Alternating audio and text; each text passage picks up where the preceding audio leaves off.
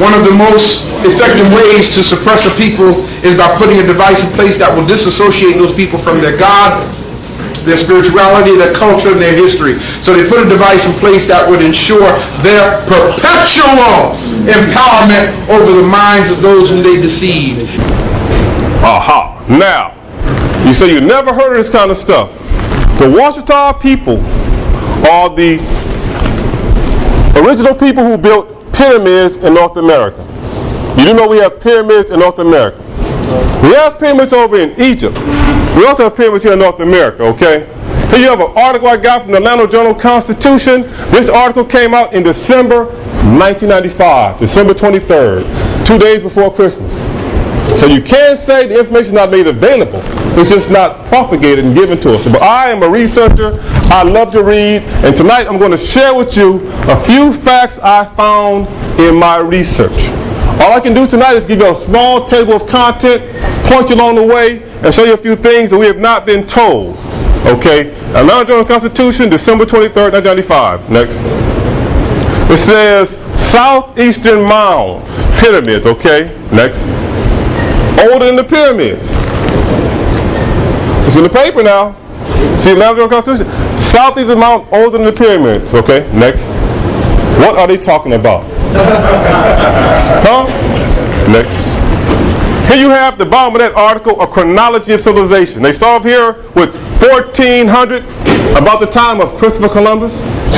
They go over here to agriculture, the first agriculture ever in America, where they start digging and planting. Here you have Rome, 753 BC. Here you have the pyramid, the work start on the Great Pyramid in Giza. That's 2575 BC. In the very end, you have evidence of permanent mound building civilizations in Louisiana, 3800 BC. Okay? When they say they found some arrowheads and a few bones and sticks, they found evidence of a permanent civilization in Louisiana. Okay? Not savages. Next. At the heart of it is a place that the ancient people call the Great Bird Mound. Louisiana calls this Poverty Point. They call it Poverty Point because when they got there, they weren't able to grow anything at all. The people, the Europeans who came to this area here, they were starved, they got famine, all kind of things happened. But here, the Great Bird Mound you will find in history was a high place of culture and esteem. This is the place where the ancient civilizations of North America came. This is where we had our pilgrimage. You will find here at Poverty Point in the research artifacts. They can find copper from Michigan. They can find shells from North Carolina. They find minerals from Colorado. They find stuff from Minnesota. All up and down the Mississippi River. And the indigenous name for Mississippi River is the Mississippi River, which stands for the father of all rivers. All along the Mississippi River, you will find people who came down here. And the significance about Poverty Point is that Poverty Point existed before agriculture existed. You have a city here. Look at that city right there. This is the same way the United States Congress set up, correct? Yeah. Same way the Roman Senate is set up, correct? This is where we started democracy. We started government, civilization in North America. Next. Here's something they said. Let me break down the article for you right here. New evidence of ancient mound cultures in the Southeast dating to a time when the region was supposedly populated by simple nomadic hunters is spurring a radical revision of traditional theories. Okay? A radical revision of traditional theories, okay? About people who inhabited North America 6,000 years ago. There were permanent settlements in the Southeast United States before pyramids were built in Egypt. Okay? Right here it says, an accumulation of carefully dated soil samples and long neglected artifacts from man-made mounds in Louisiana, Mississippi, and Florida show that there were permanent settlements in the Southeast before pyramids were built in Egypt, thousands of years earlier than archaeologists once thought possible. Okay, they didn't think it was possible for there to be people here. Next. The Washitaw Moors predate the Olmecs, the Incas, the Aztecs, Toltecs, Mayan civilization in America, but we're all related. It's all the same people. Next. Here you have, he's saying, let me get to where it says Poverty Point. Rousseau says some researchers hesitate to publish data suggesting the mounds they studied were older than agriculture. Faced with solid evidence that one mound complex of Poverty Point, Louisiana, complete with a 70-foot high bird-shaped mound and elaborate rows of concentric ridges dated to 1700 BC. That's about 3,000 years ago.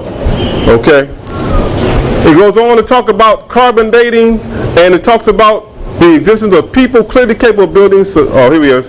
Now, the firm radiocarbon dates from a dozen ancient mound sites in 3 states. Archaeologists say the Poverty Point complex, rather than being an anomaly, actually represents the climax of 2,000-year spat of mound building, and that predates the Mayan civilization in Central America. So now you have people in Louisiana 2,000 years older than the oldest people recorded in time. Okay. And here at the end he says you can't find something unless you look for it, and until the last few years we didn't know what to look for. He says some of these sites have been destroyed by developers over the years because no one recognized them for what they really were. And what were they? Archaeologists began to recognize the mounds for what they really are, the outline of the first permanent communities in North America. Okay. Far to north of Mexico is where? Texas, Louisiana, correct? We got a new group, still unnamed group of people, far to north of the Olmecs, okay? Olmecs migrated northward and mingled with other people there, okay? Can we name other people? All right. The Olmecs are considered the mother culture of pre-Hispanic Mexico. I was in Los Angeles talking to some of my Mexican friends. They were not trying to hear it. They were not trying to hear it, okay?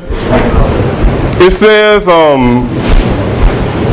an advanced civilization with hydraulic systems, canals, and other technologies make it the oldest and most advanced center of its time, found in what later became Washitaw Indian region, which is just south of Texas. Okay. Evidence once again from USA Today. It says this would be the first depiction of a calendar or calendar elements in such an early time period. Weighed about 20 tons, was found March 2005 by construction workers at Tantuk Ruins in San Luis Potosi State near Mexico's northern Gulf Coast. The northern Gulf Coast of Mexico, very close to Louisiana. Next. It says, the theory has not yet been proven or published in scientific journals, though Mayan calendar calculations reach far back in time. The physical calendars themselves are not nearly as found. Artifacts, judging from their internal evidence, range in age from roughly 2,200 to 1,800 years, depict men and women from various parts of the ancient world. Here's the part we need to get to right here. Among the most beautifully and skillfully executed of all the Burroughs Cave stones are many depicting distinctly West African persons, identifiable even down to the sacrification lines accurately shown in their faces. None of them appear to have been slaves. On the contrary, some wear fine garments and jewelry befitting individuals of rank and influence. So you have in Illinois, objects represent the first physical proof of overseas visitors to the Americas in prehistoric times. Next. Here are some of what the stones they found. Carvings of Africans, okay? Africans in a cave in Illinois, dating back 2,000 years. Next. Here's an article I found. Oh my God, I love this one. Nevada mummy. Let's stop right there. They have mummies in Nevada? Mummies in Nevada?